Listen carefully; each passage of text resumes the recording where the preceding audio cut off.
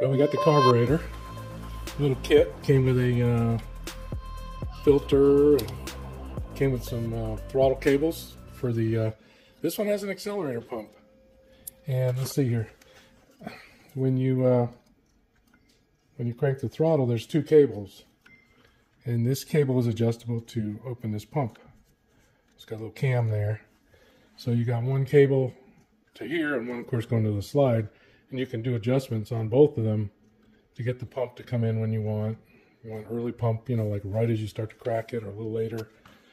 I'll have to try that and see how that works. But obviously, it didn't fit, so you know I had to cut out these holes to make them a little. Let me take this out of here.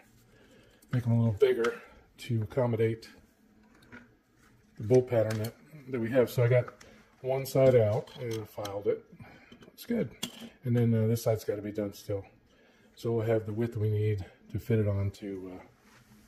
Well, I got the motor closed up right now to fit it onto the motor.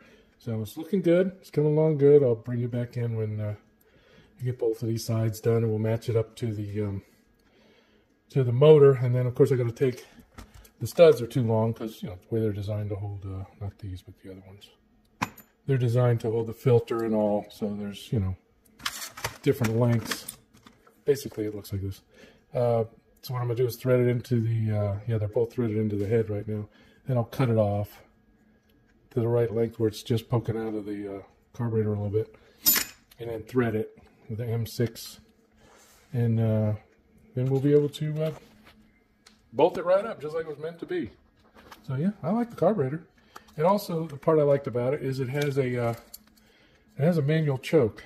So when you it's hard to do with one hand. When you pull the choke cable, of course, it closes it. But you don't have to open the hood to put the choke, to pull the choke. There's a choke lever on the dashboard, and you can choke it just like a carburetor like a lawnmower carburetor.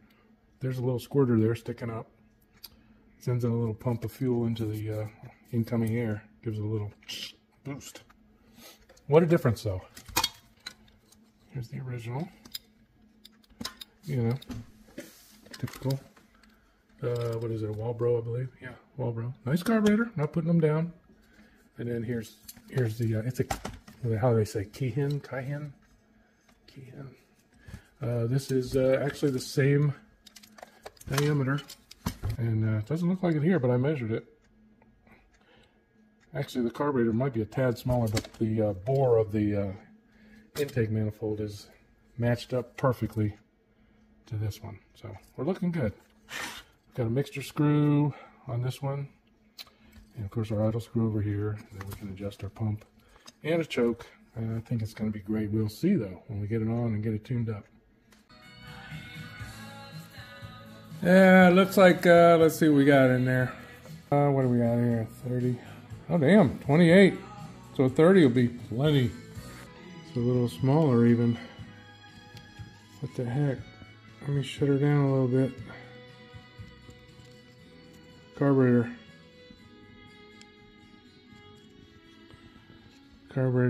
is 26.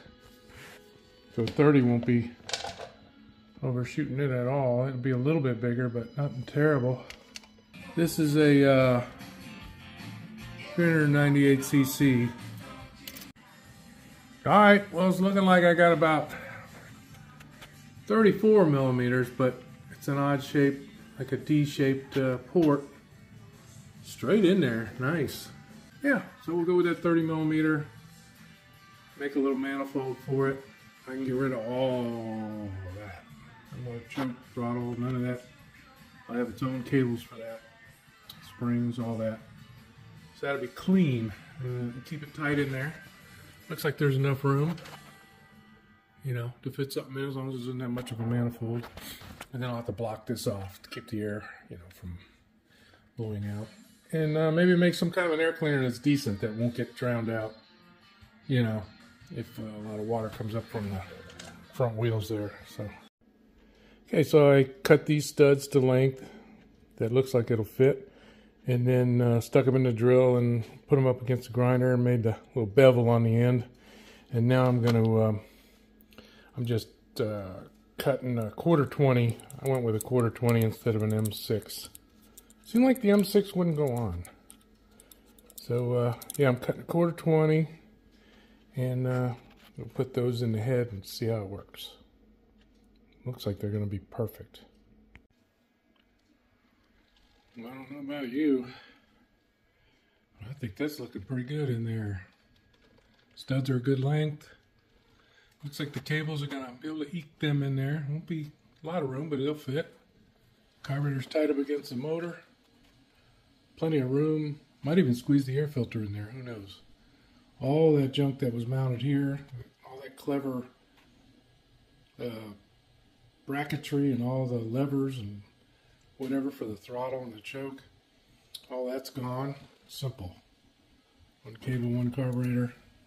Well, actually, 2 cables for the carburetor and then 1 for the choke. So, should be pretty sweet. Let's move on. All right, getting this gas pedal rigged up on here. Had to weld a little tab on underneath here. Yeah, I just welded this on, and now we're going to get the cable in. What I'm using is a cotter pin through that hole, and then around the cable, and works pretty well. You can take it in and out, it holds just fine. So let's get that done and get this thing rigged. And then we got to adjust the amount of travel to get it to open wide open, but not to pull the cable too hard at the far end, you know. Okay, so here's what we've got. The old brake pedal is the gas pedal, and that's fine. I mean, these things are tough. I've got it adjusted so it's got full travel. The slide on the carburetor opens all the way, and there's a stop under here. Let's go in here and check this out. There's the cable and the crap welded bracket there, but it's sturdy. It's got plenty of weld on it, doesn't it? We're adjusted. We're tight here, real tight. We're adjusted out. We've got just the amount of. See how we put the cotter pin through there, and that holds the cable. So we've got a stop that stops there. It's bendable. It's real sturdy. And then we've got a limiter that's also bent to the exact amount to open the carburetor all the way. So we've got full travel, but man, it needs a spring. And to get a spring in here, it would get real noisy and jam up on this bracket. So I'm going to have to make something on the outside, something big and sturdy. I want something good. So we're going to do some heavy duty springage here. What I'd really like to do is weld something on the back side of this, but I just don't want to mess with it. I'm going to drill through and put a bolt through with a nut on the end, and then I'm going to be able to put a nice heavy spring all the way back with a bolt through here and a nut, and I'm going to have a nice heavy duty spring tucked in tight so it doesn't rub on your shoe, and it will give you a little more stable pedal when you're bouncing around. You need something pretty stiff, so I think that's going to work out real good. Let's do that. Making a little springy noise, but you won't hear that over the motor. Clean. Nice sturdy spring. Everything looks good. It's much tighter, but not too tight. So I'm happy with it. I'm going to move on to the next thing. I got to get these 2-inch wheel spacers on there to widen this baby up a little bit so it's not so tippy. And the brakes that I built for it with this, they suck. So we got to do some welding and put some heavy brackets in there. Take a look at that next. So all right, we got the 2-inch wheel spacers on there. Well, I got them on one side anyway. These are they fit. You know, you use your bolts that you would normally bolt your wheel on with. They fit, however, the centric hole doesn't have a, it's a little bigger than this one, but these do have beveled edges on them, these bolts, so it's centered. You know, it's not moving around, but I'd rather have, this match up, but I mean for a low speed vehicle like this. We'll see how it holds up. But anyway, we got those on. However, these lugs are bigger than these bolts were. So when you go to match it up, these holes are going to have to be drilled out just a hair. I mean, it almost goes through, but not quite.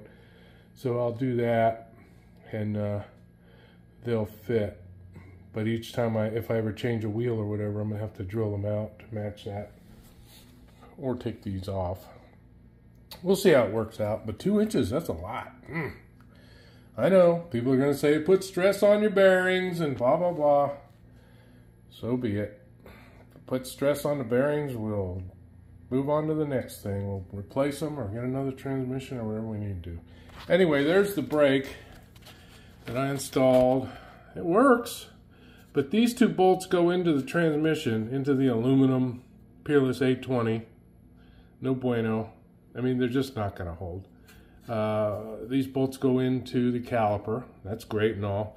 And this is some kind of crazy adjustable thing I put on here that bolts to the transmission back here. But it does, when you hold the brake and move the machine back and forth, you'll see this flexing, and that's not good in aluminum.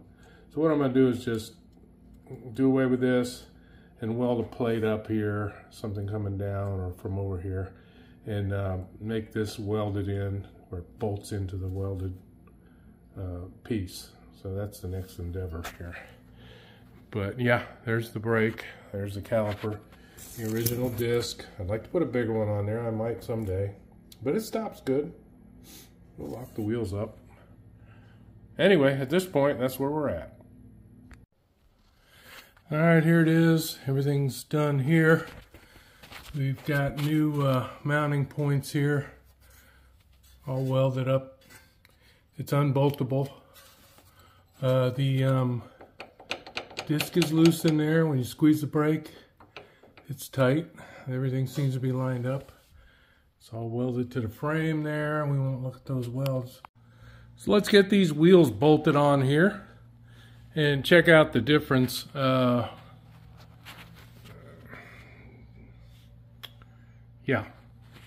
2 inches.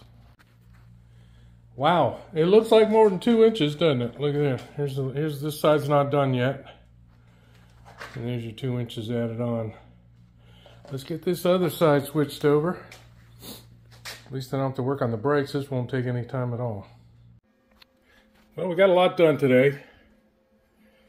Got the throttle hooked up, made a new bracket for that. Got the spring. Nice tight spring on the pedal. I had to move it back another inch or 2 because it just wasn't quite tight enough, so that was adjustable.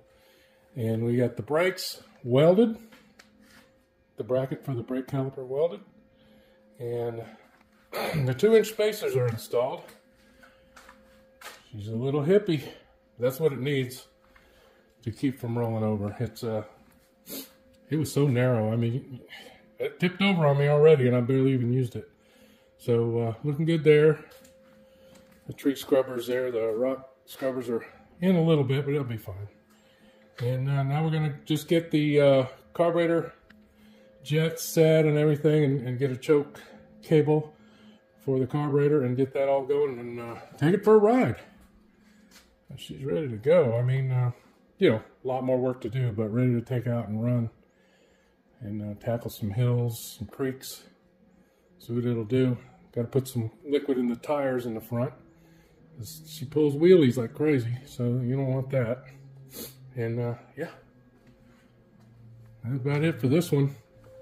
Thanks for watching. Catch you on the next one.